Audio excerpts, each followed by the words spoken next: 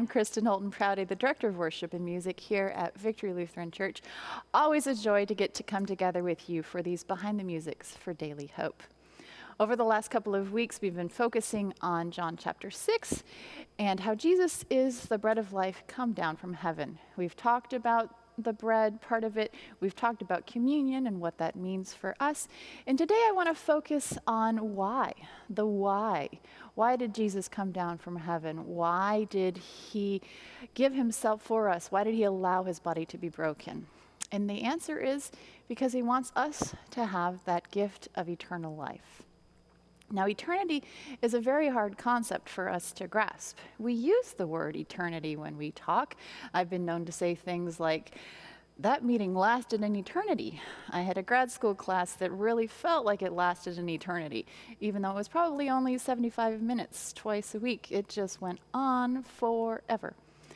The Latin word for eternity is, the Latin word that eternity comes from, I guess, is eternus, which means without beginning and without end.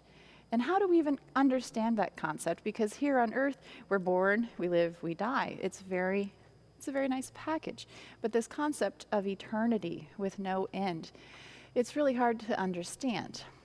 There's a preacher and author who you might be familiar with, Francis Chan, and he uses an illustration with a rope. He has a part of a rope that has a little bit of red on the end, and he says, this is our life, our 80, 90, 100 years. And then there's the rest of the rope, and we can't even see the end of it, and that's eternity. So it's kind of exciting to know that we have the hope of this eternal life that we can't even comprehend to look forward to. In music, there are some pieces that start to get this feeling of going on for a very, very long time. You're probably familiar with Pachelbel's Canon in D, where you hear the same theme going over and over again with some variation over top. There's another piece that if you don't know it, you should look it up, Maurice Ravel's Bolero. It's also 18 variations that kind of continue and continue and continue.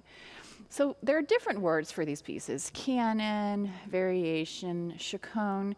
The one I'm going to share with you today is a Passacaglia, which is fun to say, Passacaglia, but harder to spell. And so in my head, it's Passacaglia, so I remember how to spell it. And it's by Buxtehude, which is another one I have to say funny to be able to spell Buxtehude. But anyhow, little tricks of the trade there.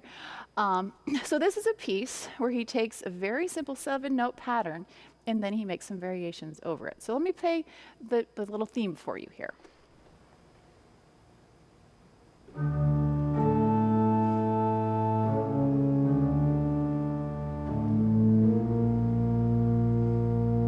That's all there is, and it repeats.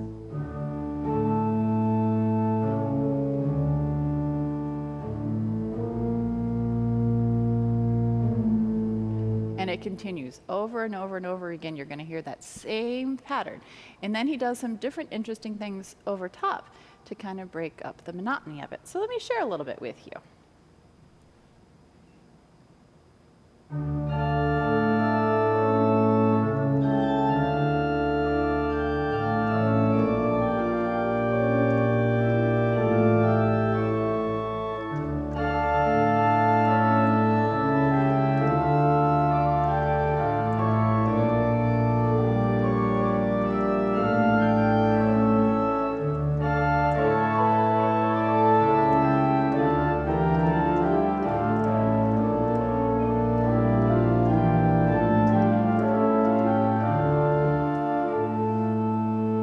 So you get how it's going around and around and around like that.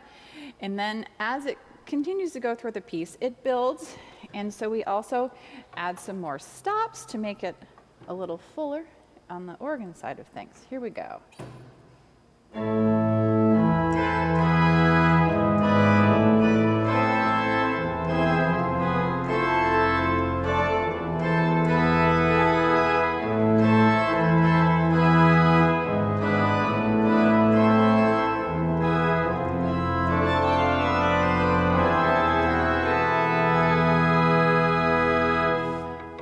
There's a cute little one here that I like a lot.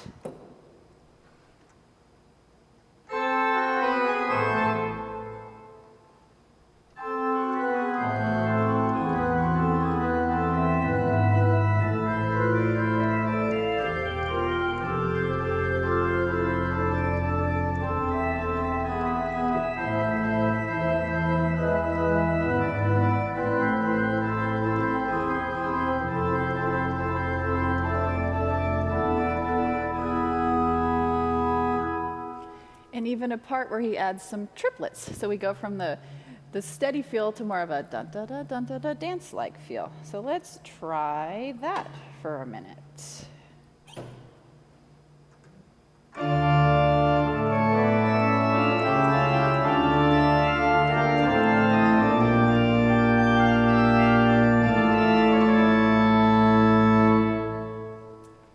All these fun little variations over this never-ending, never-changing, eternal theme in the pedal.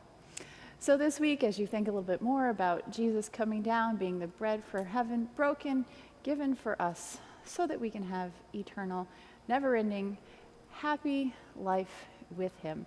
I hope you enjoy this piece by Buxtehude.